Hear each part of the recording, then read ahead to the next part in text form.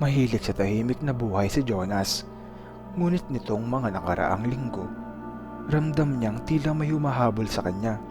Hindi man niya ipakita, nanginginig siya tuwing napapansin ang kapitbahay na walang sawa kung makatitig. Sa bawat pagdaan niya sa eskinita, palaging sumusunod ang mga malamig na mata nito. Isang hapon, hindi na niya matiis. Haharapin na sana niya ang kapitbahay nang bigla itong lumabas ng bahay.